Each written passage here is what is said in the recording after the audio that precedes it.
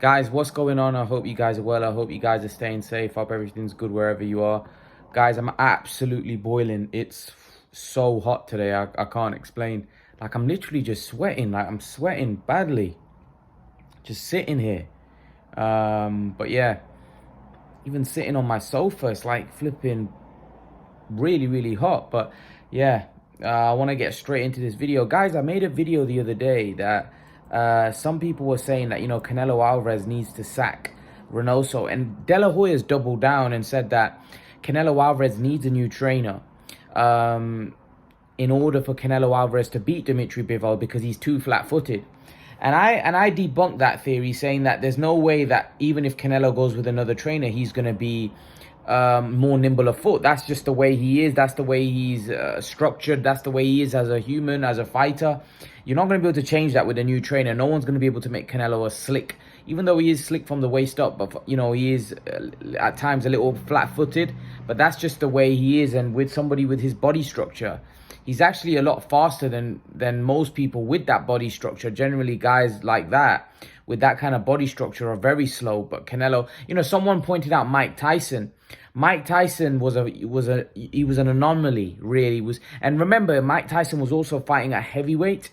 So at heavyweight, Mike Tyson was fighting guys that were 6'6", 6'5". So he was really, really fast for those guys. But heavyweights are generally a lot slower than the smaller guys. Let's not forget, Canelo's he's fought at welterweight, he's fought at light middleweight. Those guys are genuinely fast. So you can't really compare Mike Tyson up at heavyweight to Canelo Alvarez at the lighter weight classes. What I will say is, though, I will go into a bit of detail about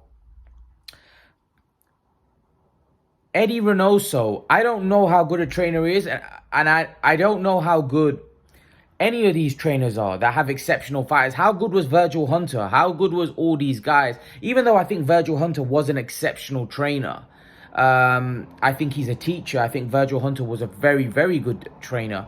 You can just tell the way he speaks. He knows what he's talking about. With Eddie Reynoso, he doesn't speak English. I don't really know when he's from his interviews whether he knows a lot about boxing. I don't know many fighters he's worked with. The one successful fighter is one of the greatest Mexican fighters and one of the greats of our generation in Canelo. We don't know whether it's just Canelo is that good or Reynoso is a great trainer. We don't know because we've only seen him doing it with one fighter. There's been trainers that have, in my opinion, had multiple champions. Robert Garcia, Freddie Roach. What I will say is this. There's a difference between inheriting champions, right, and making them more successful, which is an art as well. Because if you inherit a champion and his career's on the decline and you take him back on the up, you deserve credit for that. But those guys are already very skilled fighters. Canelo Alvarez, Eddie Reynoso has taken this guy from a baby, from a pup, and built him up to become one of the biggest stars in the sport. And he's not just been there as a trainer, he's been there as a manager.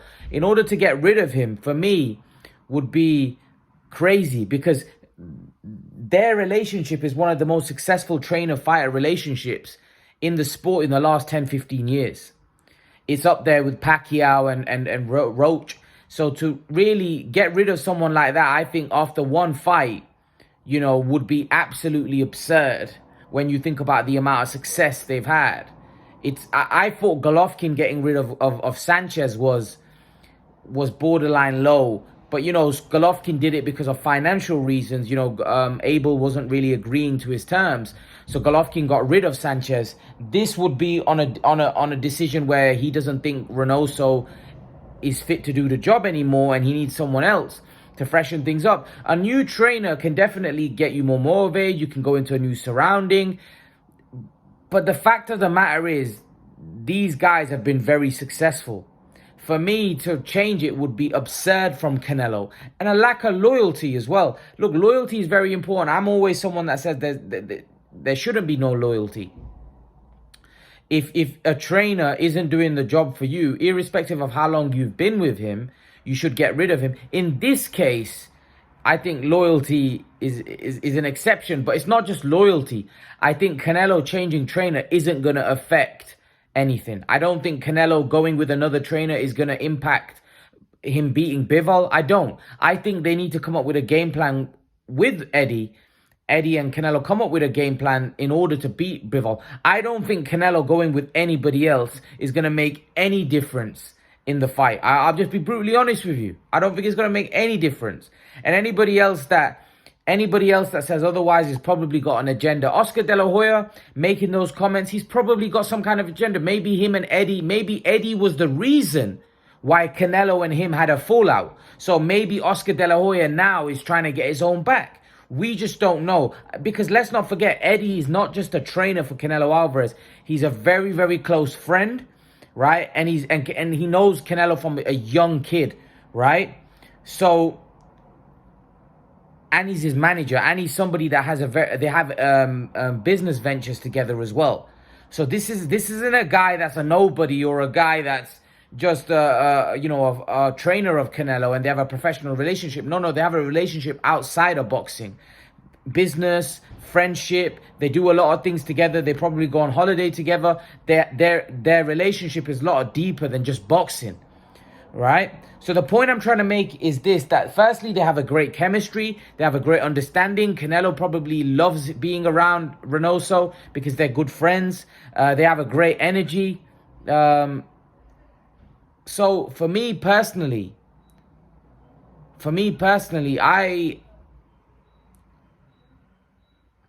I think it would be a disaster move. And by the way, Canelo Alvarez ain't going to get rid of Eddie Reynoso. Just put it that way. He's not going to get rid of Reynoso. So all these comments, the reason why is I've had people message me on Instagram saying, Imran, Reynoso's not a great trainer. Reynoso's not this. I don't know how good Reynoso is as a trainer. He's never trained me. I've never heard him. I don't really know what he says because he speaks in a different language. So I don't know how good he is, but the fact that the pound for pound star, the biggest star in the sport, the biggest earner in the sport is staying with Eddie Reynoso. Yes, it could be loyalty, but it also, let's not forget, I feel somebody that builds somebody up from scratch. And this is why I say with Virgil Hunter built Andre Ward from scratch, from nothing to where he got to. For me, that is somebody special to be able to build somebody from the get-go. Because let's not forget, Canelo Alvarez was not the finished article. This is what a lot of you got to understand. Canelo Alvarez, when he first came, he was good, of course, but he wasn't that great. He wasn't like he was pound for pound number one or no. It's like you see some guys like Roy Jones or Floyd Mayweather. These guys are exceptional. Don't get me wrong. They develop and they get better and they get taught things and of course they improve. But they had a lot more natural talent than Canelo Alvarez. Canelo Alvarez is a man-made product. Canelo Alvarez isn't somebody that was very, very naturally gifted.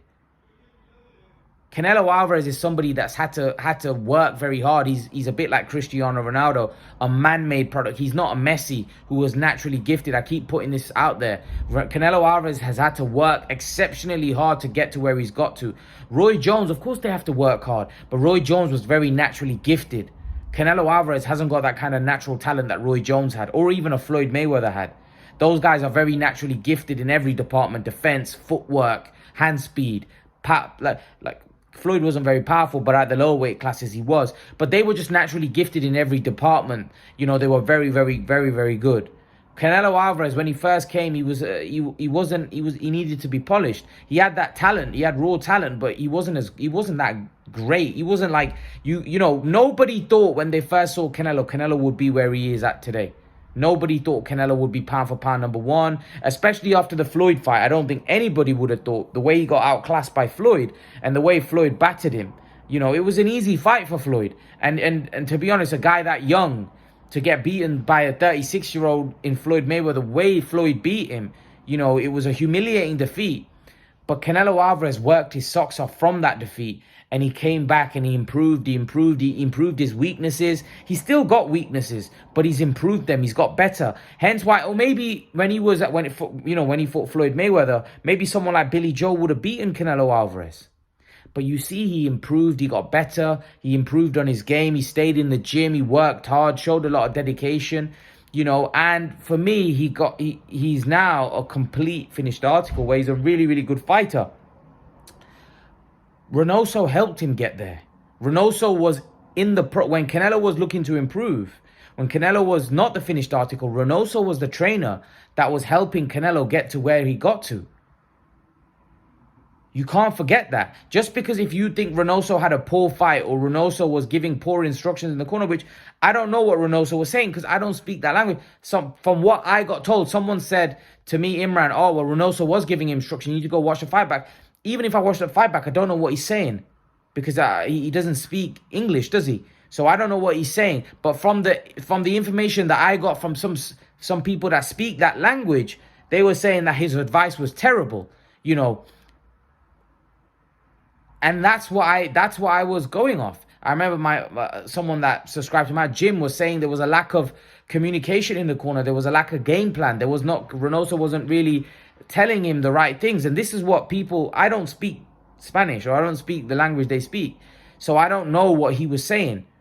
But going off what people told me, that's why I said that I think maybe his instructions were poor in the corner. He didn't give Canelo the right advice, right? But that is not enough to sack a trainer when he's taken a guy from literally nothing to the best fighter in the sport, the best earner in the sport. That would be absolutely absurd to leave Reynoso on that basis, because for me, Reynoso, what he's done for Canelo is mind-boggling. Like I said, I never thought Canelo would be where he's at today. I wouldn't have thought it.